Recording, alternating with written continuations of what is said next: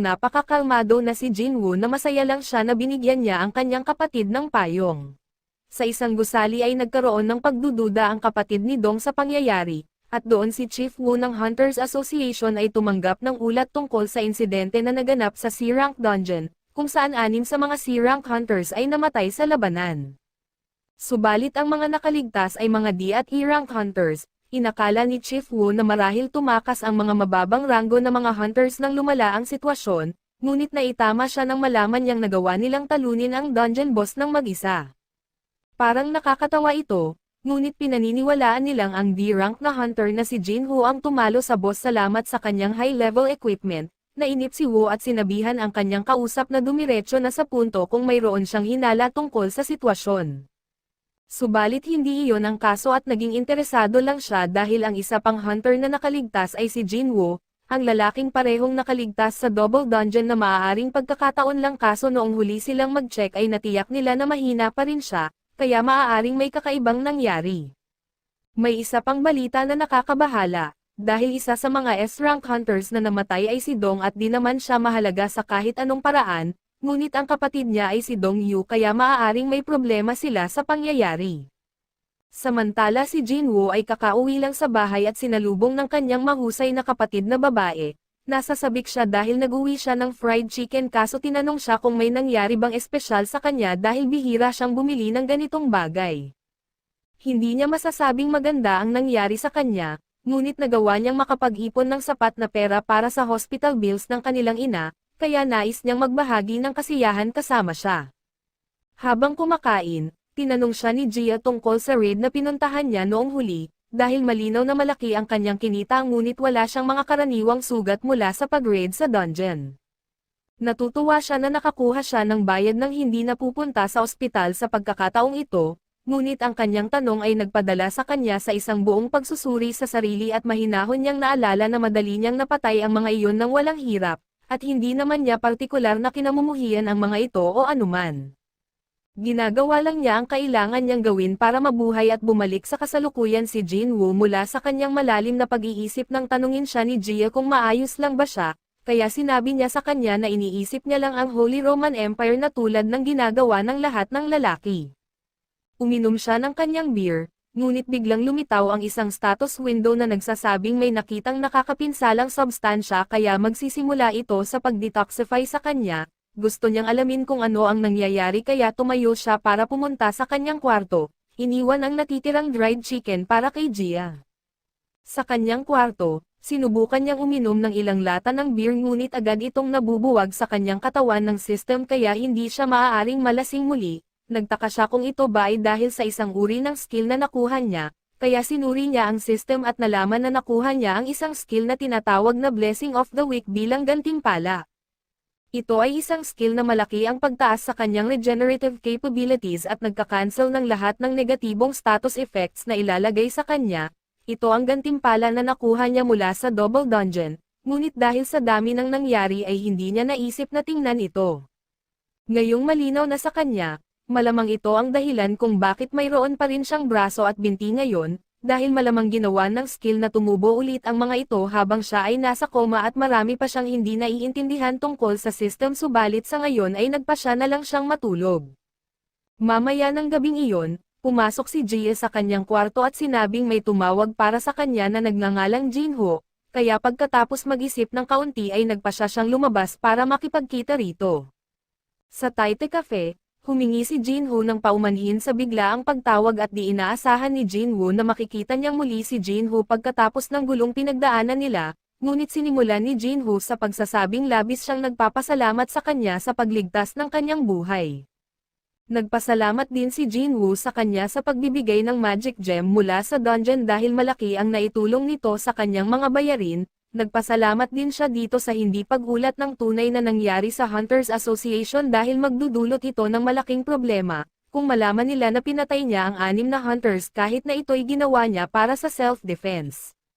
Tinanong ni Jinwoo kung bakit niya nais makipagkita, at sinimulan ni Jinwoo na hilingin sa kanya na sumali sa isang attack force kasama siya at bago pa man natapos magsalita si Jinwoo, agad na tumanggi si Jinwoo dahil hindi siya ang tipong tao na makikisama sa mayamang bata.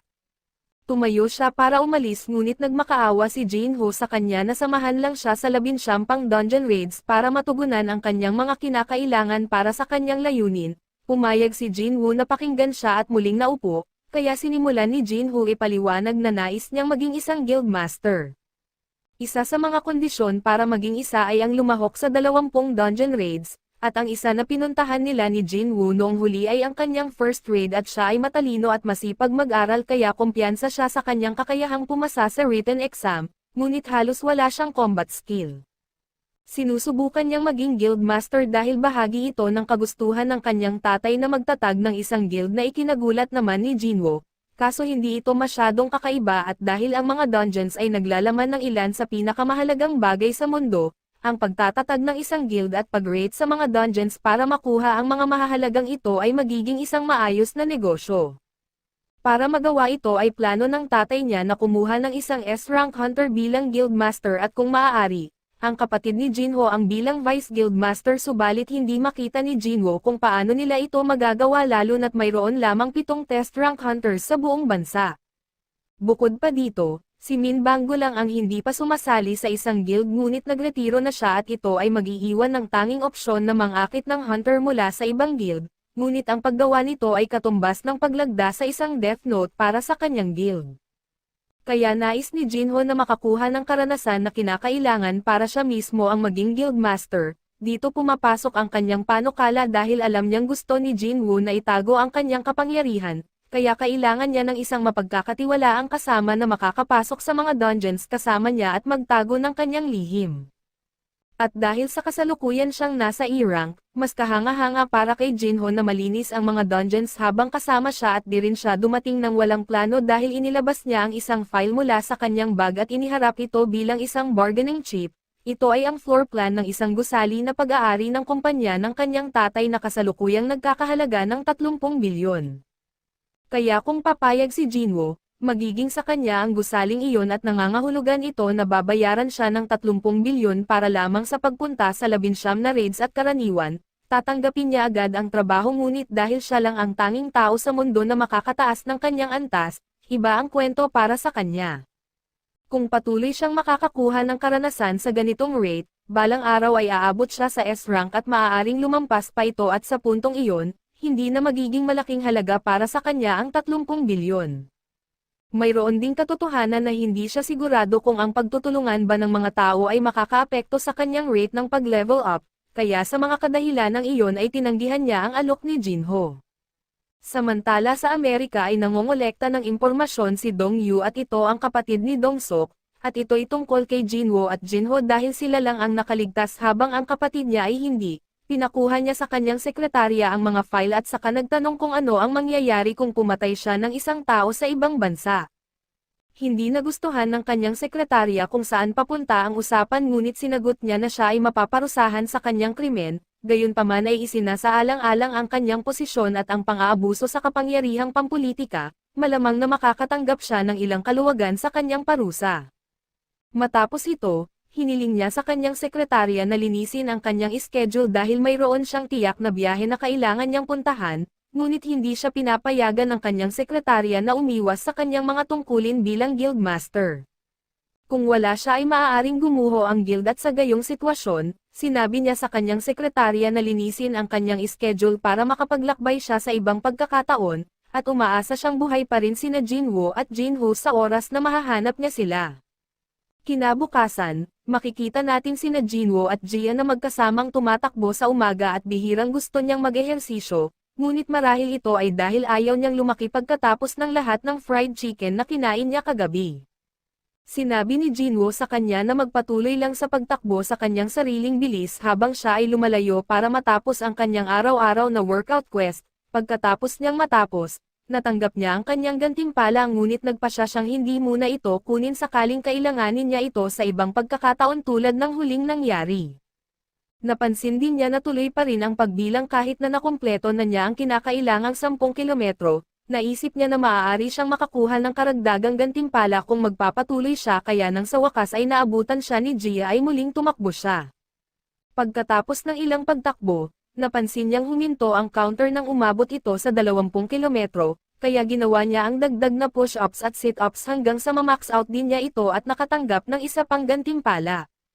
Pinili niya ang isang blessed random loot box at nakakuha ng espesyal na susi na nagbubukas ng pinto patungo sa Demon Castle. Ang kinakailangang rank ay S-rank subalit sinasabi din nito na ang mga sangkap para sa isang elixir ng buhay na maaaring magpagaling ng lahat ng sakit ay maaaring makalap doon, na eksakto ang kailangan ni Jinwoo para tulungan ang kanyang ina.